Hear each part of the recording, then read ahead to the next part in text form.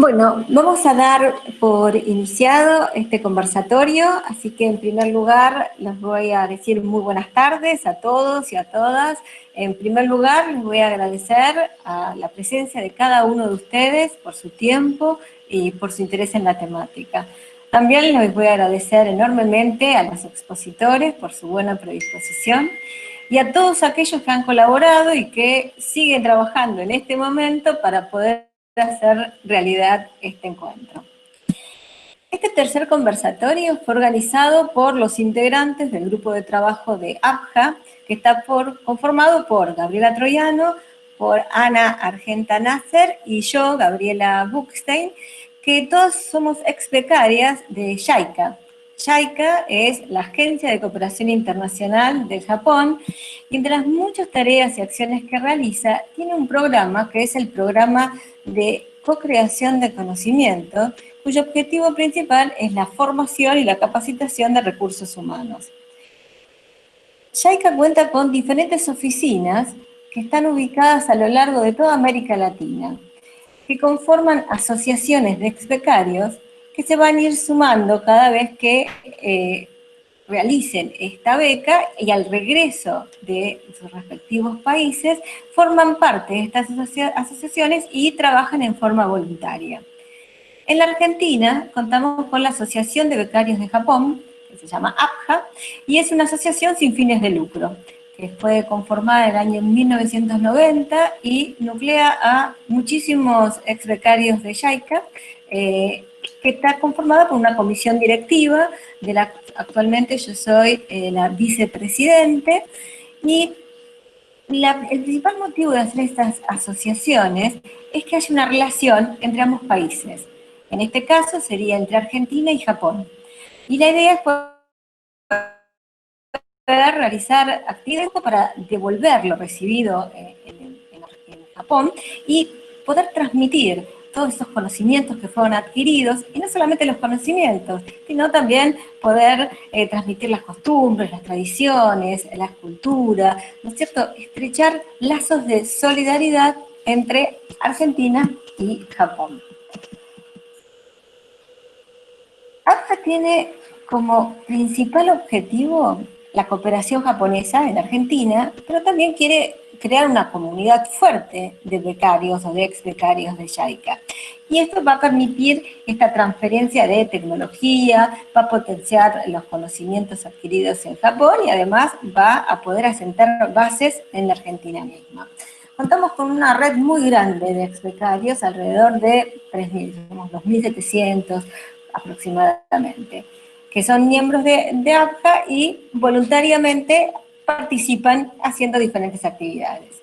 Y en el año 2006, APJA creó la Federación Latinoamericana y del Caribe de Asociaciones de Ex Becarios de Japón, que se dice FELACBEJA. FELACBEJA lo que hace justamente es nuclear diferentes ex becarios de diferentes países de América Latina, donde en forma conjunta realizan actividades. Muchas de las actividades que realizan son estas especies de conversatorios o webinar. Y además de las muchas tareas que realizan, una de las tareas principales que han conformado son grupos de trabajo. Y tienen actualmente 6 grupos de trabajo de diferentes temáticas, pero les voy a contar solamente de uno, que es el grupo de trabajo de discapacidad e inclusión social.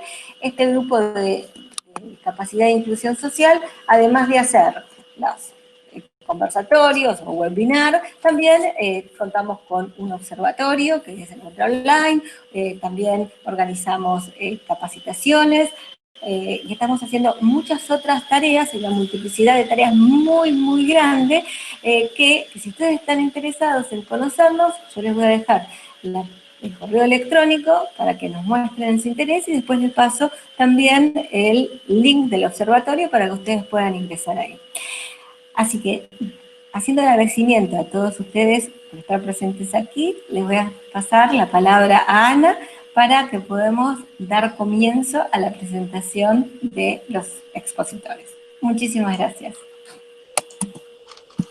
Muchas gracias, Gaby. Bueno, buenas tardes a todos, a todas, bienvenidos, bienvenidas a este espacio que va a ser de intercambio.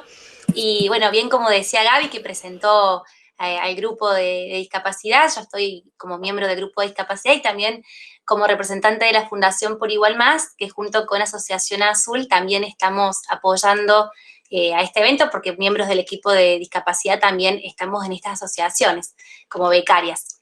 Y bueno, en este sentido, también quiero agradecer dentro del grupo a Gaby Troviano, que fue la encargada de hacer los contactos de RRPP, de los expositores que vamos a tener esta tarde, así que muchas gracias, Gaby. Y también a Brenda Glickman, que también es parte del grupo de discapacidad de la AFJA, que es quien está ahí en el chat, como ustedes pueden ir leyendo, atenta a sus mensajes, así que cualquier consulta, inquietud u observación, ella va a estar leyendo para poder hacer las intervenciones necesarias. Y bueno, en este sentido me queda también principalmente agradecer a quienes van a exponer por su tiempo y querer compartir lo que saben desde su experiencia. Estamos hablando de 3 expositores, de Juan Coveñas, que es miembro de la Asociación Azul de Argentina, de Valeria Fantasía, quien está a cargo de la Dirección de Participación Ciudadana y Cooperación de la Agencia Nacional de Discapacidad de Argentina, y Carlos Barrantes, que es funcionario del Centro de Vida Independiente Morfo de Costa Rica. Así que tenemos un panel que tiene también expositores internacionales, como también ustedes, porque en el chat estamos viendo que hay personas de distintas partes de Argentina y también de otros países. Así que bueno, vamos a empezar nomás este webinar para escuchar a Juan Coveñas en primer lugar. Así que, Juan, bienvenido, buenas tardes.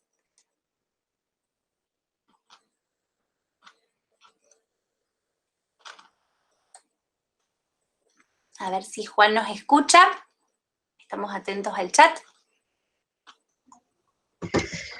Hola, Ana, a todos y todas. ¿Me escuchan? Perfecto. Estoy muy contento de estar acá. Bien. Mi tema es la vida independiente y la asistencia personal. Así es, Juan, y en eso te voy a estar haciendo algunas preguntas para que se organicen también los expositores que hemos estado hablando previamente, pero sobre todo quienes están escuchando. Este webinar va a durar 1 hora y los expositores van a tener 15 minutos cada uno para poder contar sobre algunas temáticas en relación a la vida independiente y los apoyos. En ese sentido, nosotros les hemos pedido algunas preguntas previas que las vamos a ir haciendo, preguntando y ellos respondiendo, y lo que los participantes quieran consultar, les pedimos que por el chat lo hagan saber, ¿sí? Así que, Juan, te pedimos que nos cuentes qué es la asistencia personal, por favor.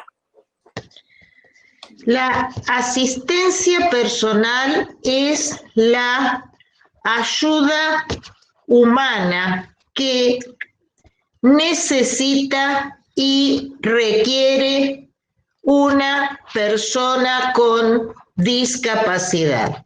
Esto lo digo de memoria porque es el vocabulario de un documento muy importante para nosotros.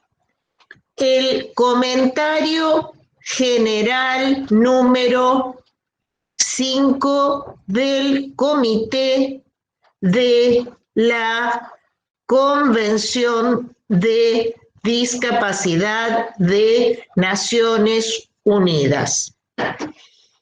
El comentario número 5 explica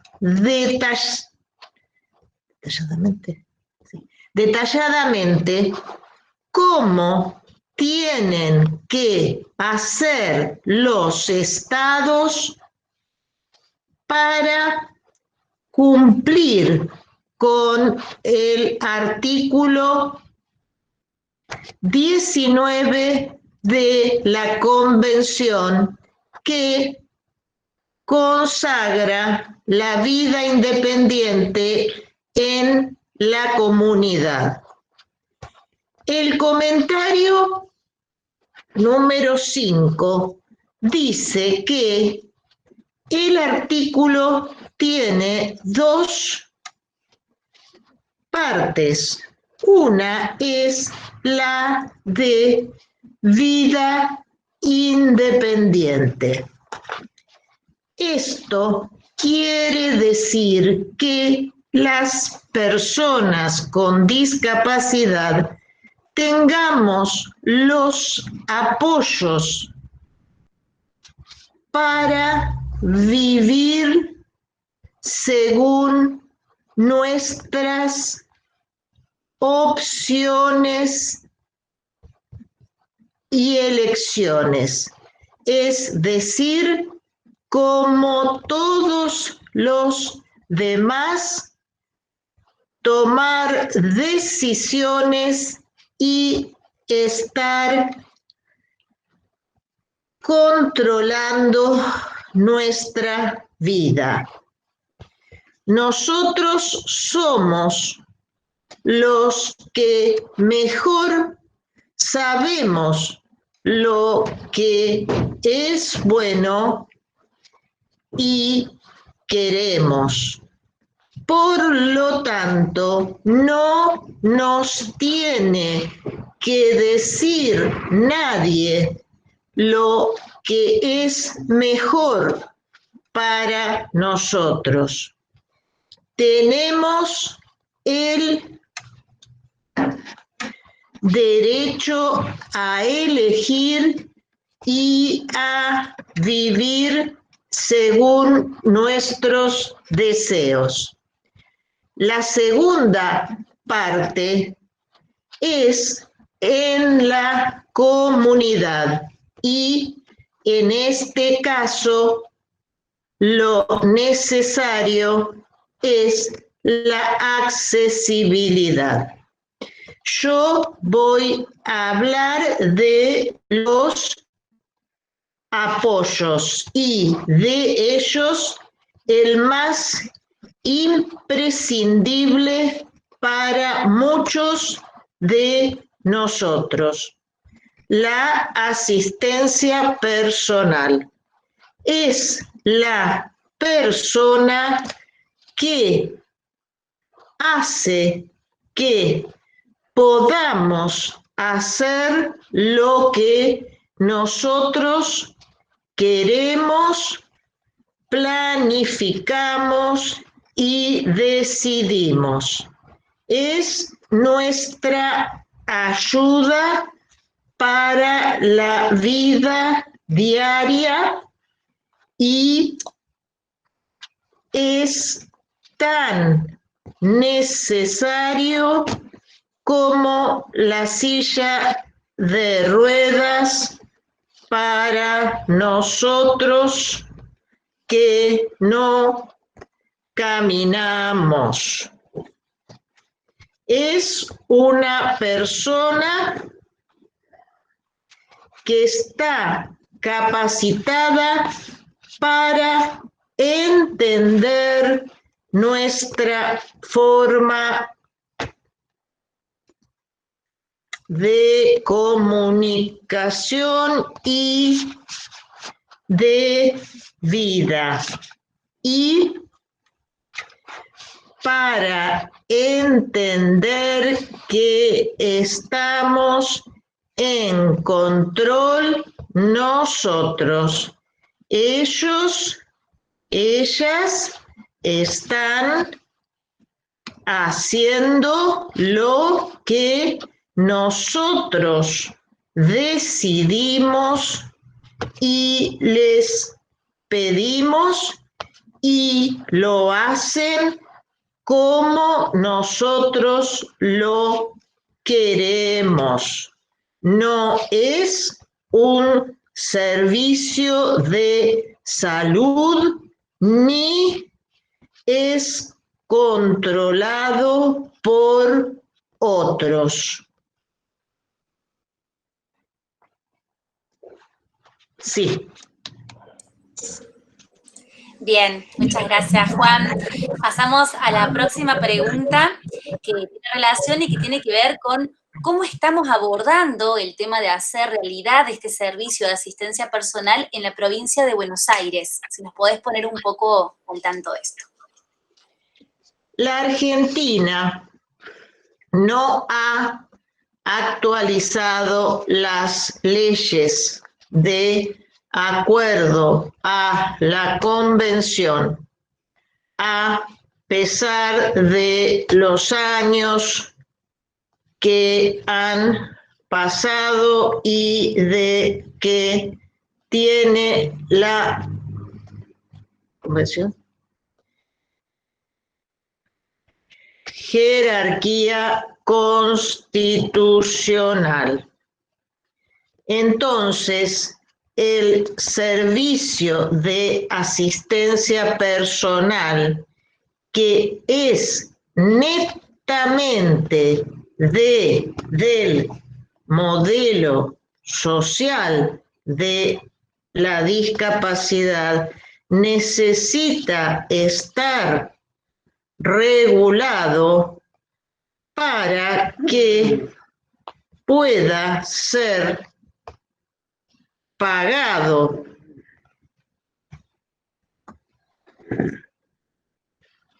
Entonces decidimos trabajar por un proyecto de ley provincial. Ese proyecto está en la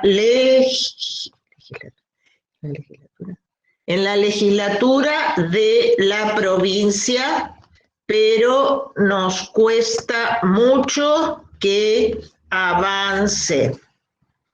También con la clínica jurídica de la Universidad Nacional de La Plata tenemos una demanda colectiva al Estado provincial que tuvo un fallo ejemplar de una jueza que tomó los documentos de Naciones Unidas y de la relatora especial y el comentario, y de ahí, luego de escucharnos a todos en audiencias y a amicus curiae como Catalina de Bandas y Facundo Chávez Penillas, dio este fallo. El Estado apeló, así que ahora estamos en un tribunal de casación. Nosotros desde la Asociación Azul damos los cursos de formación de asistentes personales desde hace 10 años y acabamos de empezar a darlos desde la Escuela de Oficios de la Universidad Nacional de La Plata.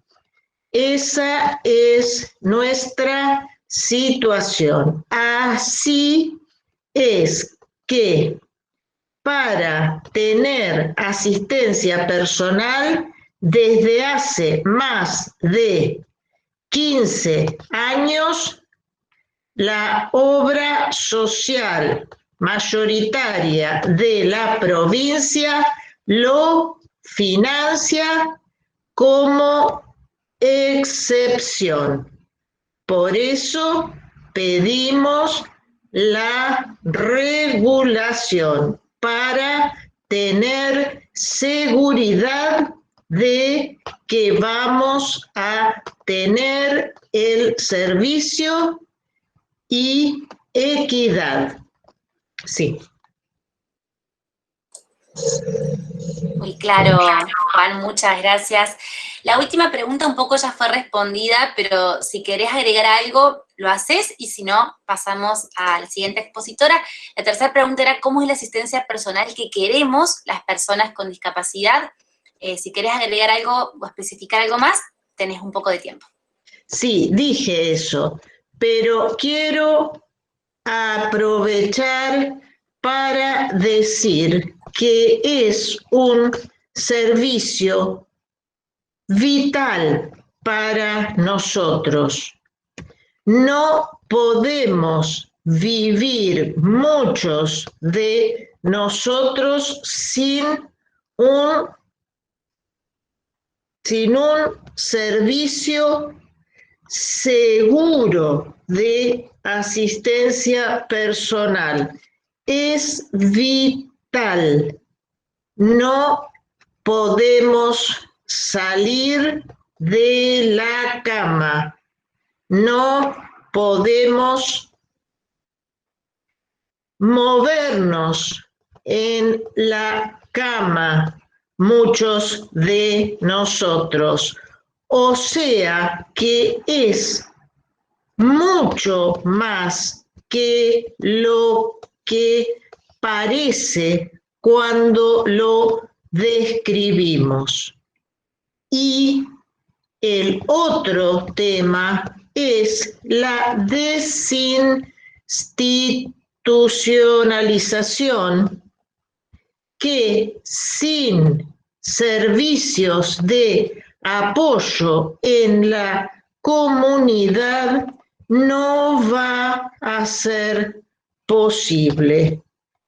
El Estado tiene la obligación de cerrar los espacios de encierro, y eso requiere apoyos en la comunidad como la asistencia personal. Gracias.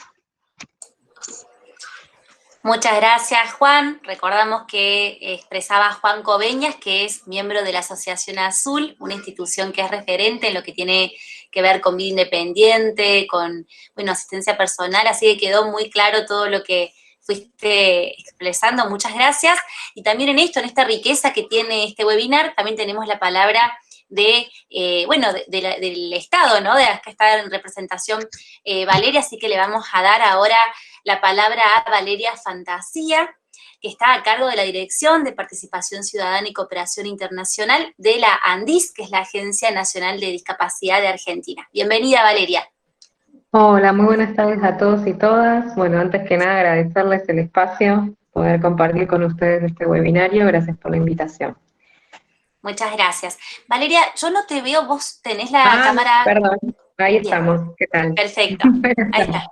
Buenas tardes. Bueno, Valeria, pasamos a la primera pregunta, que es, ¿cuáles son los lineamientos estratégicos de la política pública en Argentina? Bueno, antes les quería contar, la Agencia Nacional de Discapacidad es un órgano descentralizado que depende directamente de Presidencia de Nación. En Argentina es el órgano encargado de asesorar al presidente sobre las políticas públicas en materia de discapacidad. La estructura de la agencia es amplia, se compone por una dirección ejecutiva a cargo del doctor Claudio Espósito, una dirección subejecutiva y 5 direcciones nacionales, ¿sí? Cada una de esas direcciones nacionales tienen responsabilidades propias y, según sus competencias, desarrollan tareas en territorio. La Dirección de Participación Ciudadana está nucleada dentro de la Dirección para Inclusión de las Personas con Discapacidad. Nuestro director es el licenciado Gastón Díaz, y también está conformada por una Dirección de Accesibilidad. Esas 3 órganos son los que conforman la Dirección Nacional de Inclusión. La pregunta que me acaban de hacer es cuáles son los ejes estratégicos que nos planteamos nosotros para esta gestión. Tenemos como ejes estratégicos la planificación centrada en la persona, la participación, una política pública federal, ética, transversal y transparente, ¿sí? Cuando hablamos de centrar en la persona, es porque por primera vez ponemos en agenda una política pública que va a tener, contemplando a la persona con discapacidad desde su nacimiento hasta su muerte, ¿sí? Y esto tiene que ver porque vamos a desarrollar políticas públicas por etapas, ya sea infancia, adolescencia, adultos mayores y adultos mayores. Esto nos va a dar la posibilidad de acompañar a las personas con discapacidad en el desarrollo de su autonomía y también en cada uno de los espacios donde las personas se desarrollan, ¿sí? Ya sean desde el hogar, el espacio laboral, de salud. Esta trazabilidad de la política está marcada en el modelo social de discapacidad, ¿no? Argentina ha adherido, como comentaba el compañero Juan Coveñas, a la Convención Internacional de Derechos Humanos, y nosotros los postulados que nos marca la Convención es lo que vamos a trabajar en toda nuestra política pública, ¿sí? Vamos a tener una política federal en el sentido de que queremos llegar a todo el país, y esto teniendo en cuenta que tenemos que llegar al interior del interior, ¿sí? Que cada política tiene que estar con una mirada territorial, atendiendo a las necesidades de cada comunidad, de cada geografía que tenemos en la República Argentina, y los requerimientos que cada persona con discapacidad va a tener dentro de estas lógicas de comunidad. Por eso estamos trabajando fuertemente en la descentralización de la Agencia Nacional para poder llegar a todas las regiones de la República Argentina. Proponemos una política pública participativa. Entendemos que es fundamental que las personas con discapacidad tengan voz en el diseño de la política a través de sus organizaciones, y que también aquellos actores que van a estar involucrados en las políticas públicas también participen en el diseño de estas políticas, para que al momento de su ejecución, esta cadena que necesitamos sea plenamente operativa y que realmente la política pública llegue como una herramienta para la mejora de calidad de vida de las personas con discapacidad.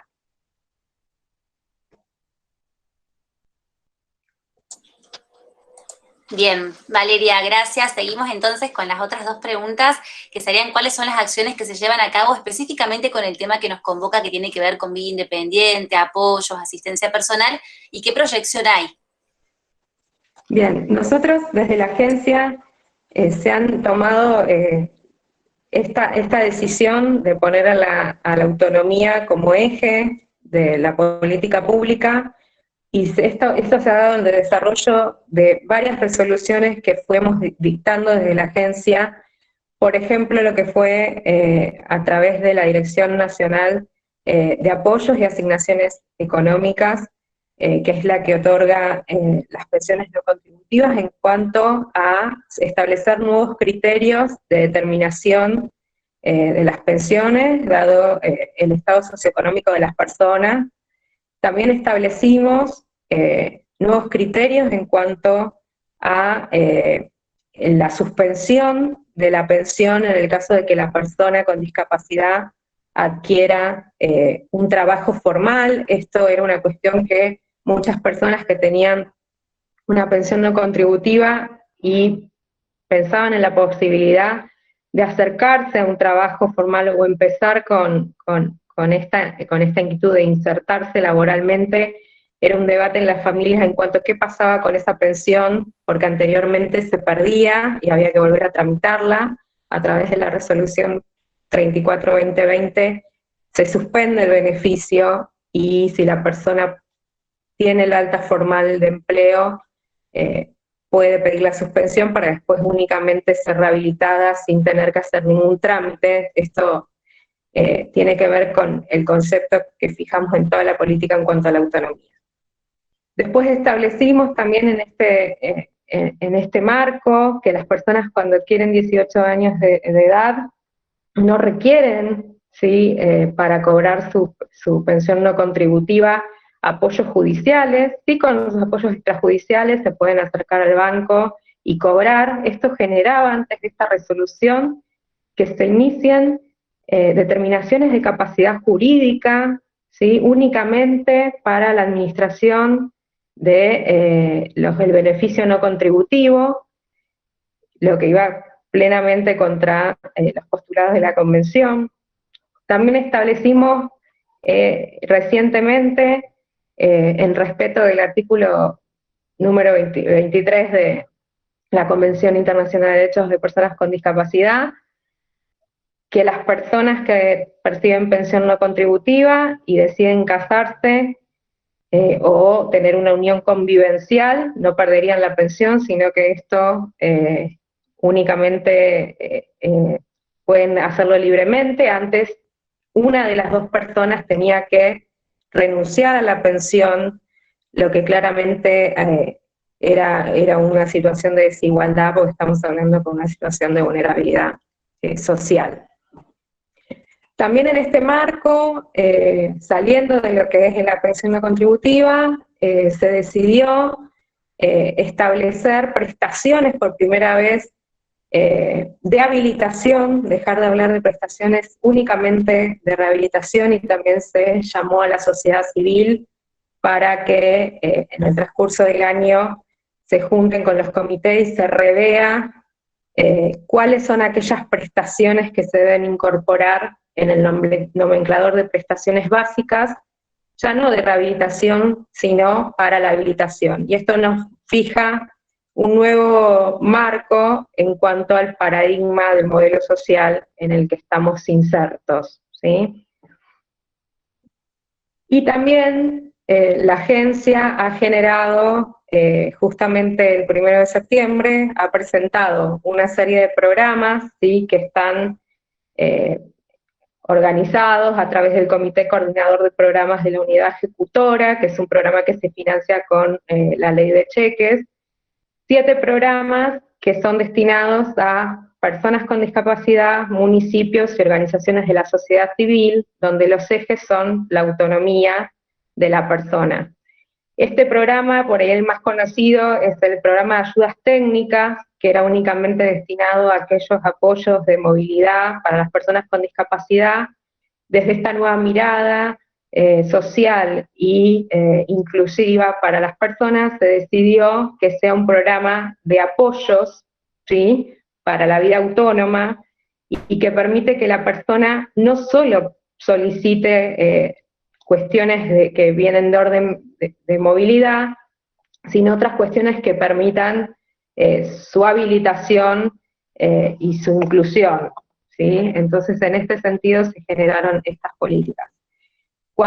En el medio de esta gestión este año, como pasa a nivel mundial, ¿no?, nos encontramos con la pandemia de COVID-19. Eso nos obligó a repensar también las estrategias y cómo llegamos a las personas con discapacidad en un contexto de emergencia sanitaria, y en este sentido delineamos un protocolo, ¿sí?, de sistema de apoyos para personas hospitalizadas de COVID-19.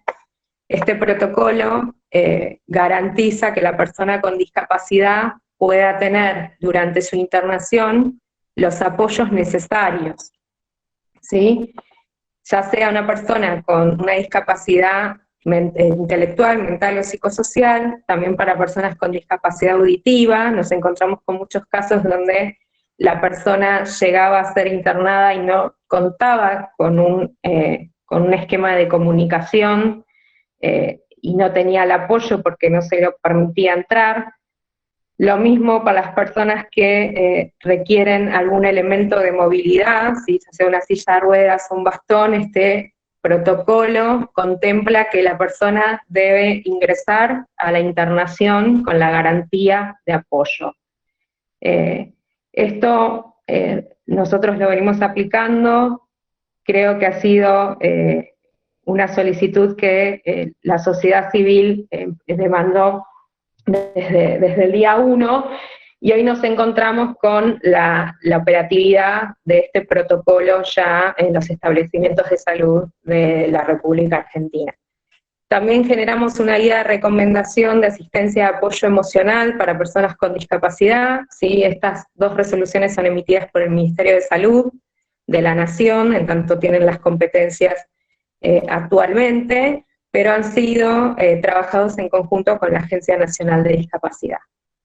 Y también al inicio de la emergencia sanitaria se estableció un protocolo para hogares y residencias, donde se hizo fuertemente hincapié de que la persona con discapacidad que estaba en un hogar, en una residencia, debía seguir contando con sus apoyos para garantizar su autonomía. Que bueno, en estos 3 variables estuvimos trabajando para que en un contexto de emergencia que nos agarró de manera desprevenida a nivel mundial, podamos garantizar los apoyos para las personas con discapacidad. También en este marco creamos un servicio de videollamada para personas con discapacidad auditiva, que funciona de lunes a viernes y es totalmente gratuito para las personas con discapacidad, y esto es una herramienta más que sumamos para que la persona pueda manejarse de manera autónoma.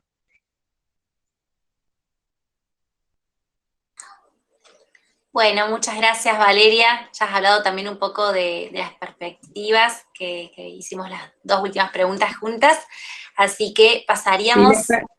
Sí, no sé cómo estamos de tiempo, sino brevemente, sí. Estamos proyectando más de 30 programas, ¿sí?, de política pública, donde vamos a abordar el tema de los apoyos. Entendemos que también hay que trabajar fuertemente en la armonización legislativa para garantizar un apoyo pensado para la persona, y estamos ya pensando en cuál va a ser la manera de sacar, digamos, del sistema médico la prestación del apoyo, sino que sea a través de otra alternativa. Bueno. Bien, muchas gracias por la aclaración. Bueno, nos iríamos de Argentina hacia Costa Rica entonces, para llegar al tercer expositor, a Carlos Barrantes, quien es funcionario del Centro de Vida Independiente Morfo de Costa Rica.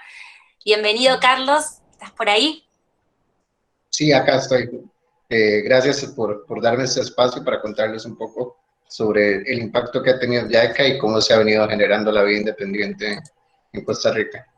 Así es, porque la primera pregunta les contamos a quienes están escuchando es si podría, Carlos, explicarnos la interacción entre el gobierno de Costa Rica, JICA y las organizaciones de personas con discapacidad que dieron lugar a la Ley de Autonomía de Costa Rica y al Centro de Vida Independiente Morfo.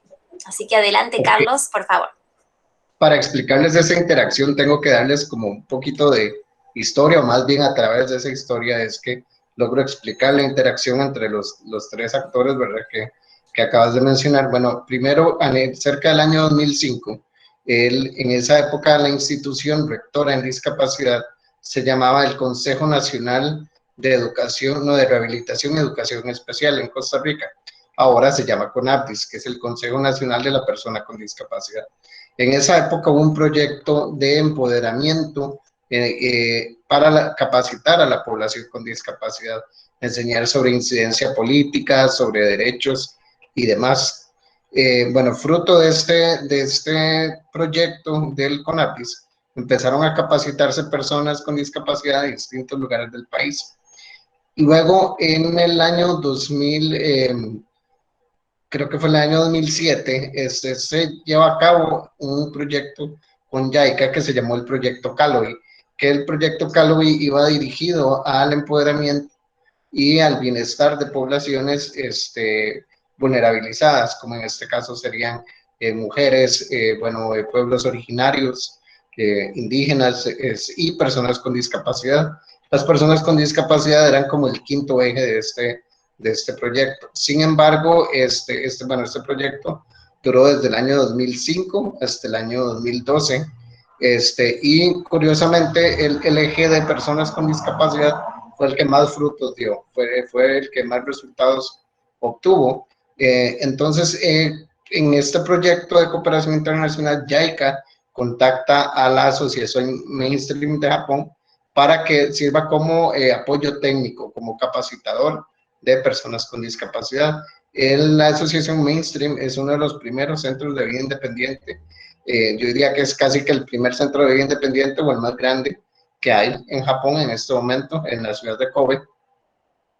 Y desde el año 2008 empiezan a viajar compañeros a Japón a capacitarse durante cerca de 2 meses, ¿verdad? Como becarios de JICA, sobre lo que es incidencia política, derechos humanos y la vida independiente de las personas con discapacidad. En el año 2009 viajan mis compañeros Wendy y Luis. En esa época ya existía en la corriente legislativa como la primera versión de la Ley de Autonomía Personal para Personas con Discapacidad, y ellos se lo llevan como parte de su plan de trabajo. Al volver a ellos al país, les estoy dando la versión resumida, ¿verdad? Porque no tenemos mucho tiempo. Al volver ellos al país, asumen este proyecto como parte de su trabajo diario, y las personas con discapacidad que ya estaban empoderadas, ya conocían sobre lo que era vida independiente, deciden unirse en una ciudad al sur del país que se llama Pérez Celedón. Viendo esto, se propone un nuevo proyecto de cooperación internacional a través de, bueno, con JICA, ¿verdad? Se los solicitan los fondos, y apoyados por la Asociación Mainstream de Japón, se crea digamos, como una continuación, no es una continuación, sino un proyecto nuevo, pero venía de los frutos del proyecto Caloi. Cuando este terminó en el año 2012, empieza lo que es el proyecto Morfo, que las bases de este proyecto, los objetivos, eran demostrar que las personas con discapacidad, dándole los servicios y las herramientas necesarias, podían vivir de forma independiente en la comunidad. Entonces, es acá donde se abre el primer centro de vida independiente en Latinoamérica, que fue, bueno, abrimos las puertas el 16 de julio del 2012. Bueno, seguimos trabajando fuertemente a través de diferentes estrategias de incidencia, y bueno, logramos que para el 2017, el 2016, se aprobara la Ley de Autonomía Personal. Esto dio paso a que se aprobara una segunda etapa del proyecto, por los frutos que se habían obtenido, ¿verdad? Lograr la creación de una ley y las primeras bases de un sistema de asistencia personal y vida independiente para las personas con discapacidad. Entonces, ahora en la segunda etapa nos estamos dedicando a fortalecer y a crear nuevas organizaciones que quieran trabajar la vida independiente en lo que es nuestro país. Entonces, JICA ha funcionado como, bueno, cooperación técnica, obviamente.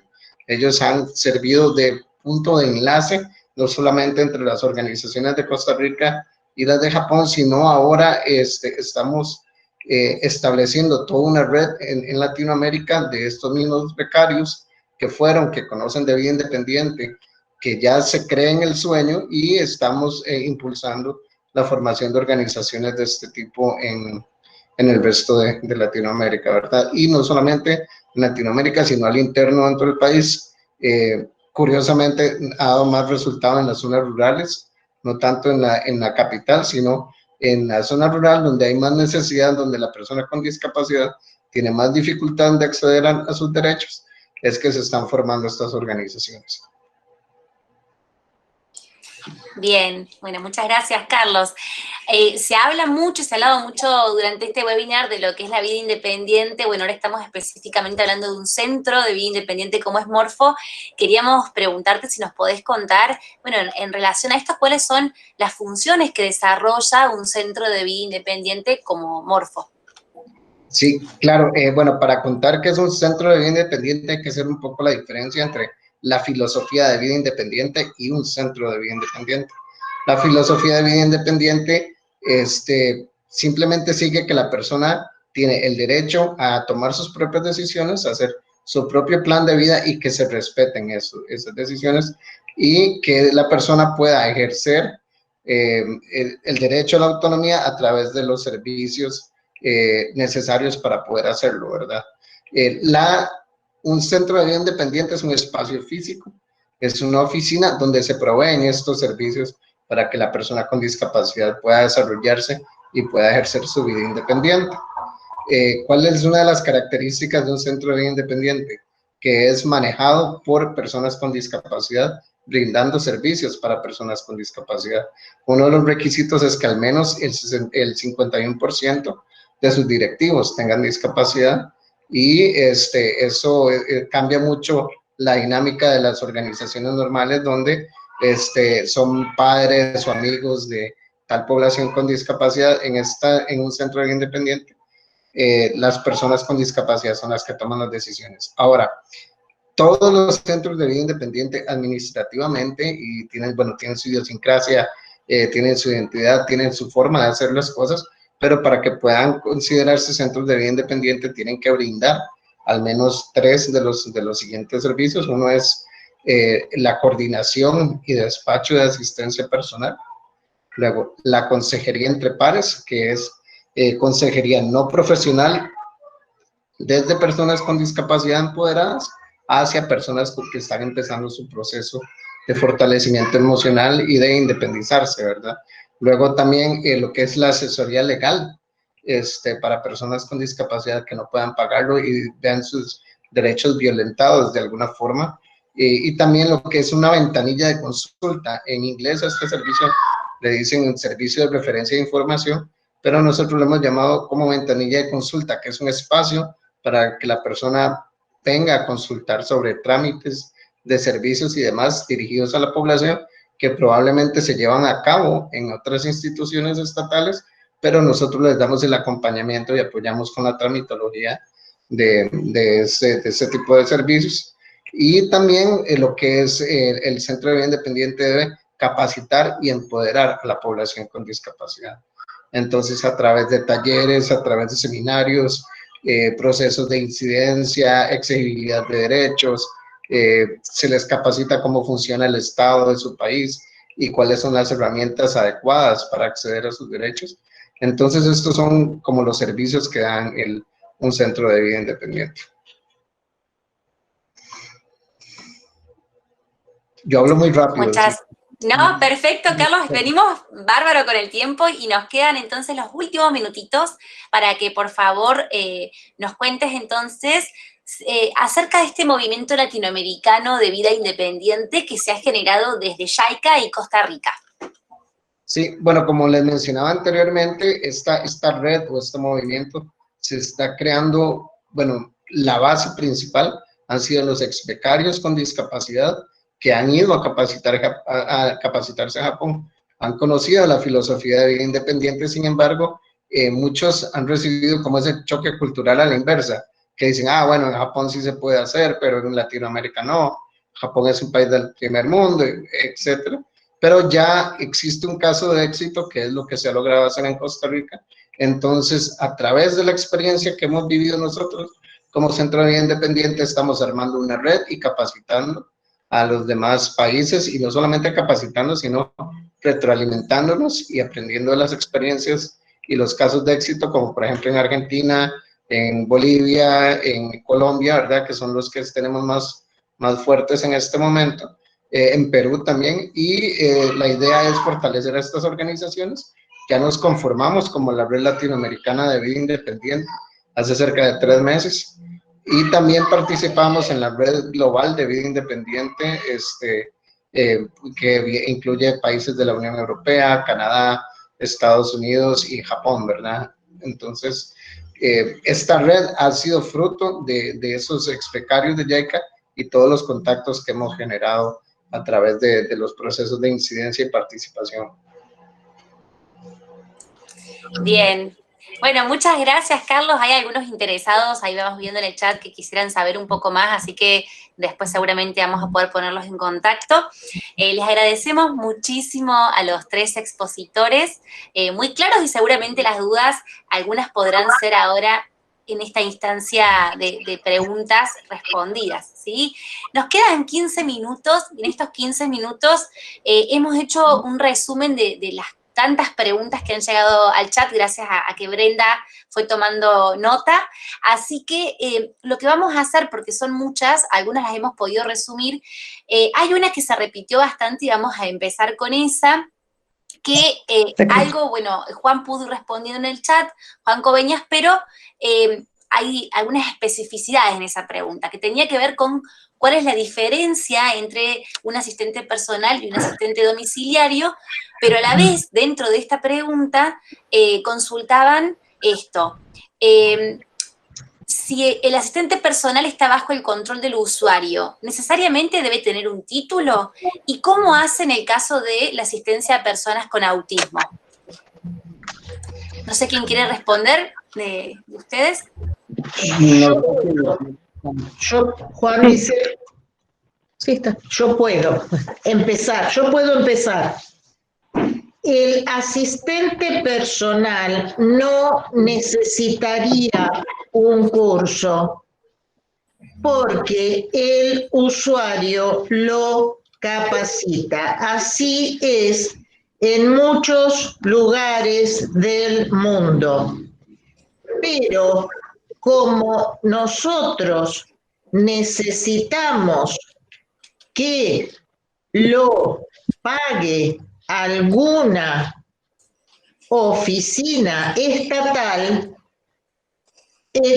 se exige desde ahí una capacitación, pero nosotros decimos en la nuestra que hay una segunda fase de capacitación que la va a dar cada usuario según sus deseos y necesidades y forma de vida. Perfecto, Juan, muy claro, Sí. muchas gracias. Sí, Valeria, ¿querés? Sí.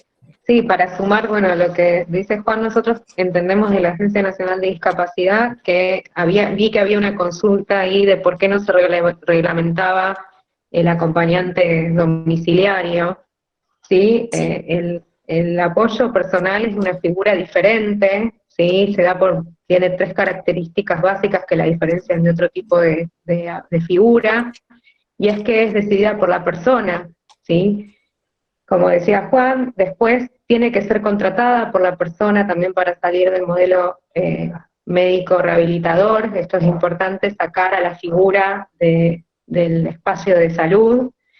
Tiene que ser también capacitada por la persona con discapacidad o a través de un curso donde intervengan personas con discapacidad, el movimiento de vida independiente, que den los lineamientos básicos para estas capacitaciones, y después también que sea supervisada. Y como último elemento, que la persona con discapacidad sea quien indique cuál es la tarea de ese apoyo, ¿sí? No que el apoyo indique su tarea, sino que sea una toma de decisión de la persona con discapacidad por el motivo de por qué requiere y en qué tareas requiere a este apoyo. Sí. Es una figura diferente. Si me permitís tal vez construir también sobre lo que mencionaban Juan y Valeria, no solamente la elección de las tareas que va a realizar este asistente personal, sino también la forma en que se van a realizar, porque nosotros desde el Movimiento de Vida Independiente decimos que un asistente personal es mis manos y mis pies, pero no es mi cabeza. Entonces, en el caso práctico, por ejemplo, cuando yo estoy cocinando, yo estoy junto a mi asistente y le digo, corta la cebolla así, agrega tanta sal, cocinamos por tanto tiempo. En cambio, un apoyo domiciliario siempre dices, bueno, necesito lavar la ropa, barrer la casa, sacar al perro a caminar.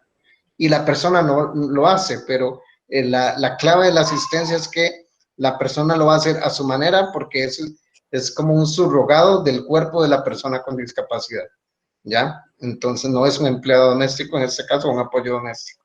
Y en cuanto a lo que es la capacitación de los asistentes, nosotros tenemos claro que lo único que necesita el asistente personal es la capacidad física para hacer el trabajo y la disposición personal para hacerlo, porque nosotros acá también, como dice Juan, nosotros requerimos que este pago del asistente sea subsidiado por alguna agencia gubernamental.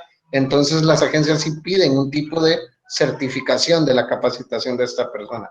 Nosotros por ley se certifica por el Instituto Nacional de Aprendizaje, pero nosotros sí estuvimos de cerca incidiendo en la malla curricular de la capacitación para que el grado académico máximo que se pida es de primaria, digamos, que la persona pueda leer y escribir, tenga lectoescritura y que haya acabado la escuela primaria y luego haga su proceso de capacitación y pueda ser certificado.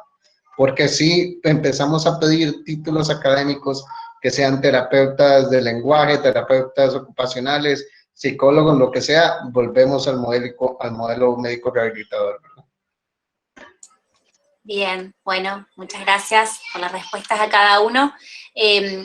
Tenemos otras preguntas que hemos resumido, están van dirigidas a Valeria, acerca de la ANDIS y de la reglamentación. Dice, si la ANDIS reglamenta el artículo 39, inciso D de la ley 24.901, no sería necesaria una ley provincial y se aplicaría a todo el país. Es así, puede responder alguien de la agencia, y en base a eso también, dice otra, si hablamos del desarrollo de la autonomía, el autovalidamiento y los espacios en los cuales la persona con discapacidad se encuentra, hogar, laboral, salud, pienso en la ley 24.901, las prestaciones que allí se encuentran, y a partir de ahí se encuentran en el nomenclador. ¿Qué opinión te merecen, Valeria, las prácticas que no se encuentran reguladas y que son un pilar fundamental del desarrollo de las personas con discapacidad, como por ejemplo el acompañante terapéutico? Bueno, la respuesta de por qué no se reglamenta el acompañante domiciliario es la que vimos recién. Es una figura diferente y estamos buscando una figura a la luz de la Convención que garantice la autonomía de las personas con discapacidad, ¿sí? Necesitamos un acompañante personal que tenga estas características, que sea elegido por la persona, que las indicaciones y la toma de decisión de esa tarea la dé la persona con discapacidad, y después enmarcarla no en un sistema de salud, sino en otra agencia gubernamental, para garantizar, digamos, el apoyo económico de ese apoyo, ¿sí? Y con respecto a lo demás, sí hay un montón de cuestiones que no han sido armonizadas a la luz de la Convención Internacional. Nosotros estamos trabajando en un programa también de legislación para tener apoyatura técnica, trabajarla también con el Congreso y ver cuáles son aquellas cuestiones que hay que legislar y adecuar normativamente para que las personas accedan a sus derechos.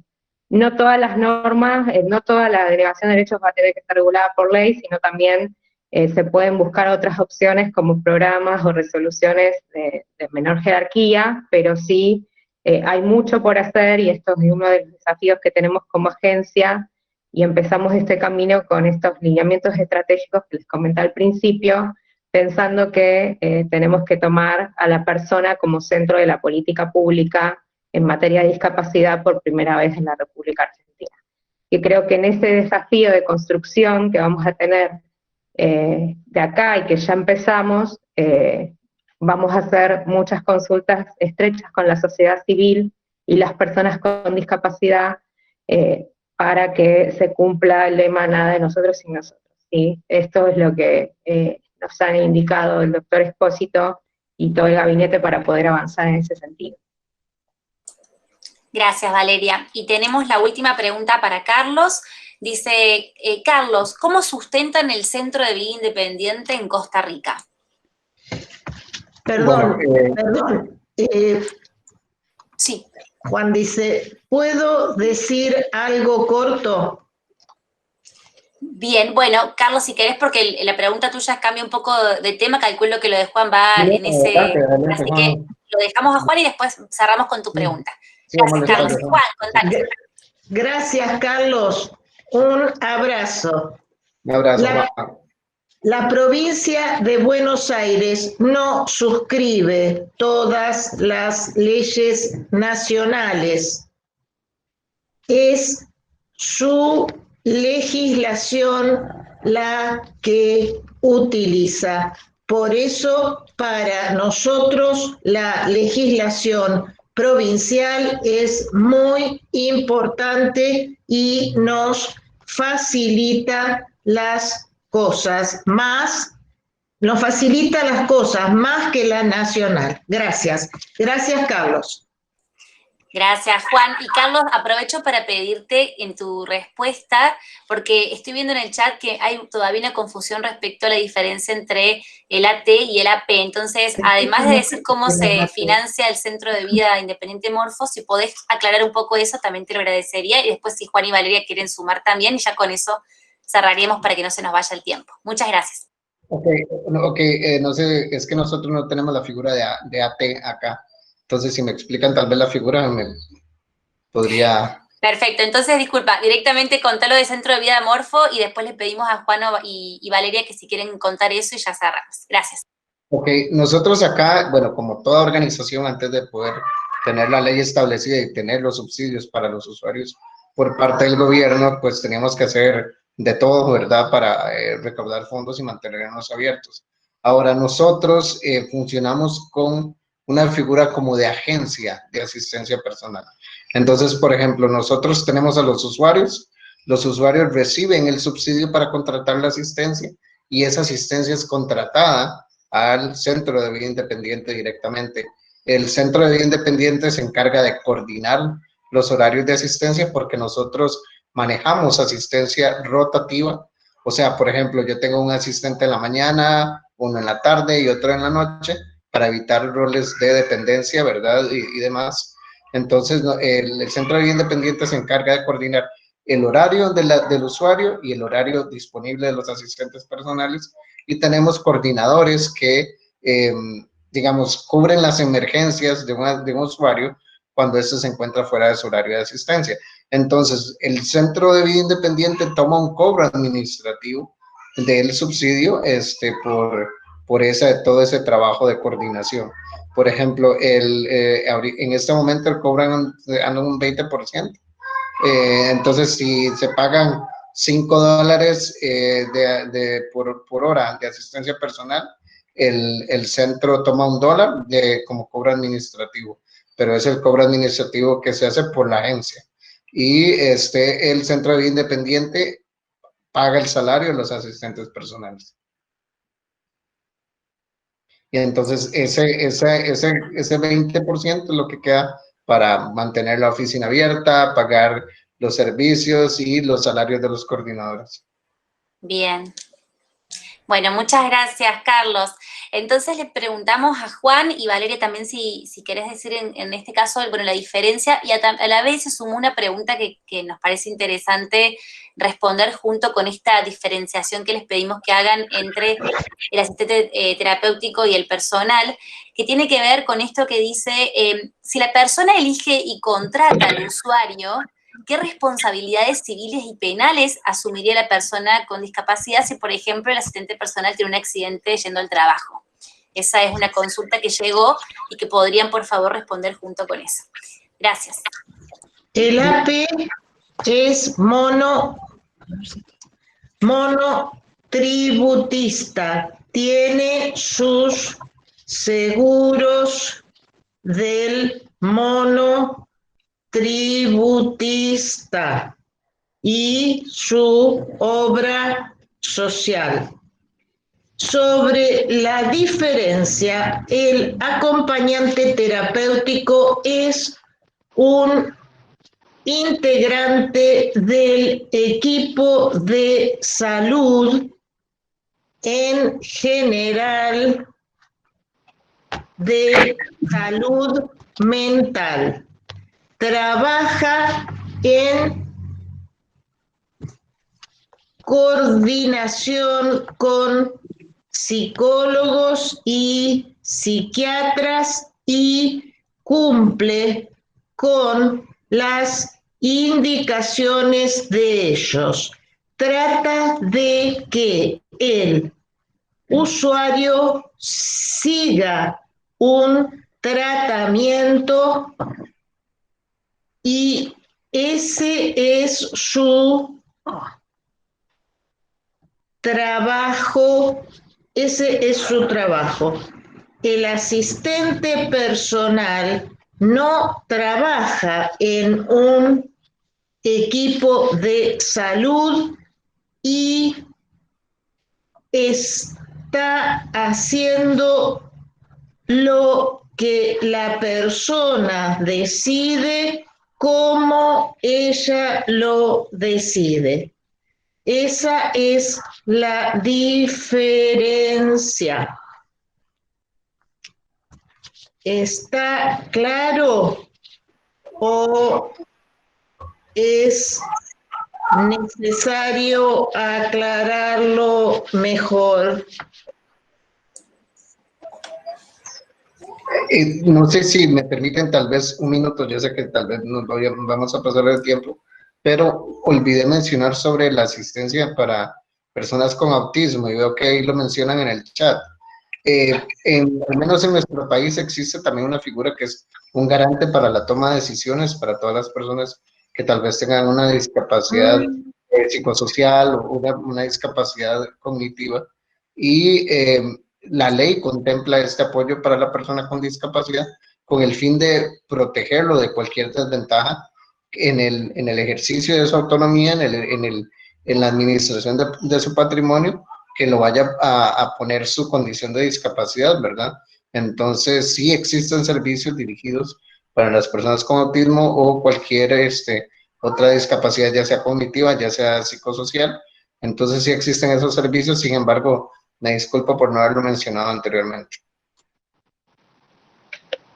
¿Sí me escuchan? Muchas gracias, Carlos. Sí.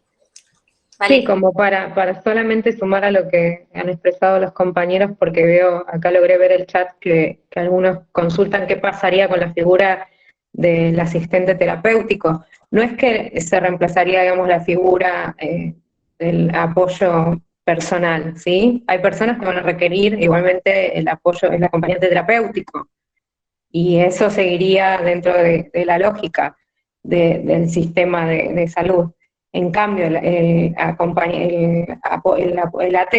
apoyo personal está directamente ligado con poder lograr que la persona con discapacidad pueda planificar su vida en igualdad de condiciones, desarrollar cada una de sus actividades de la vida diaria desde su decisión, ¿sí? Y no que pase toda esa intervención por la salud, por un equipo de salud. Entonces no es que se reemplazarían las figuras, porque estoy viendo ahí como que pasaría con los asistentes terapéuticos. Seguramente algunas personas requerirían igualmente un acompañamiento terapéutico en determinadas circunstancias, ¿sí? Pero lo que nosotros queremos garantizar es que la persona desarrolle su vida con autonomía, y esto tiene que ver con cada una de sus actividades de la vida diaria. Bueno, Valeria, muchas gracias por la aclaración, porque era una de las preguntas que surgían de las preguntas. Bueno, creemos que es un tema que puede generar esto, ¿no? ¿Perdón? No, perdón. Sí, Juan, ¿quiere decir algo? Alguien dice que no es cierto algo que dije.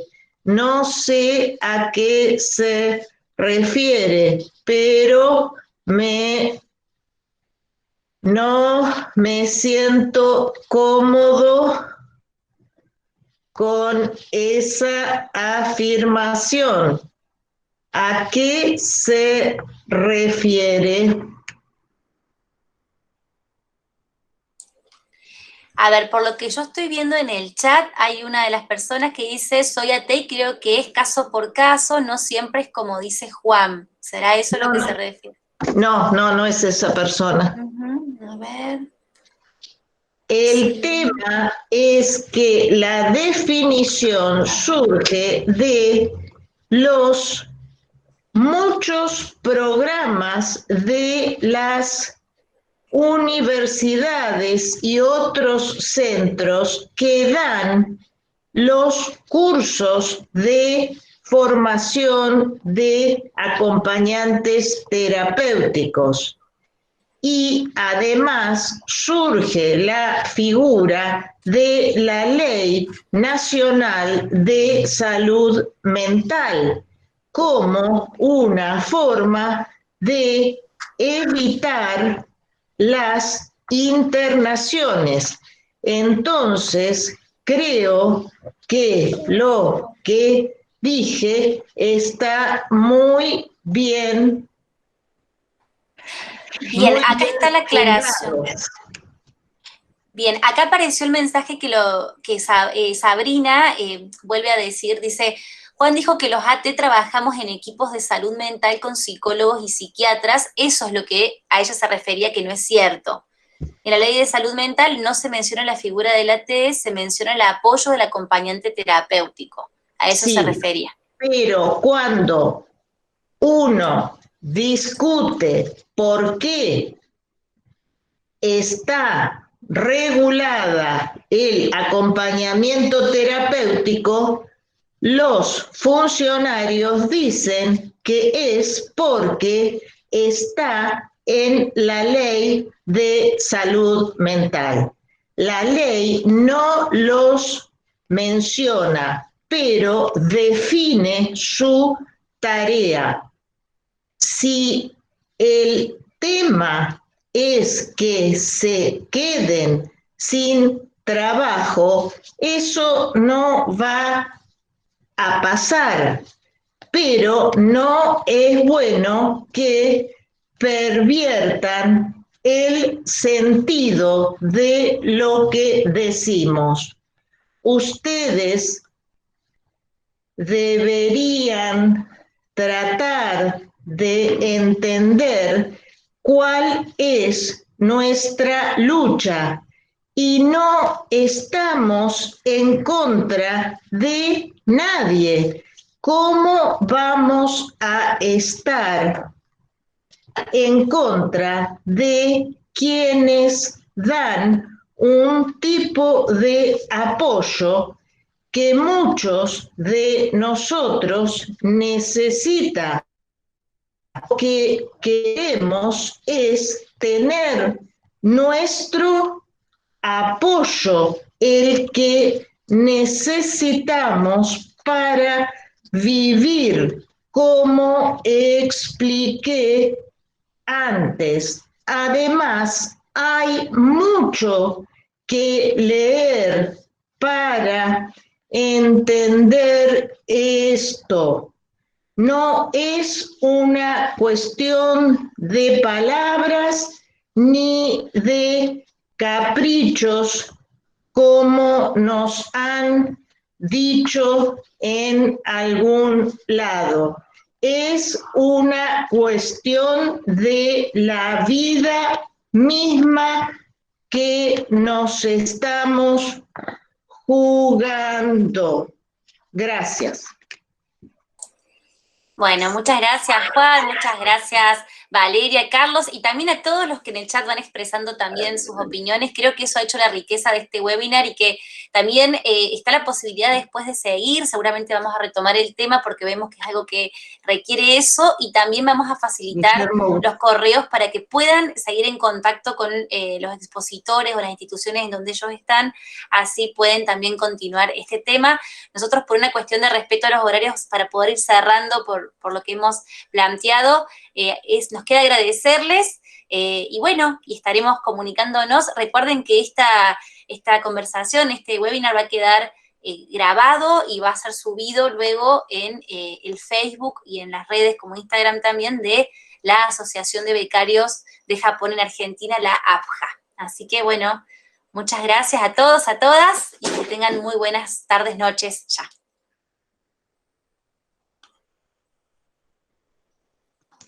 Gracias, Ana.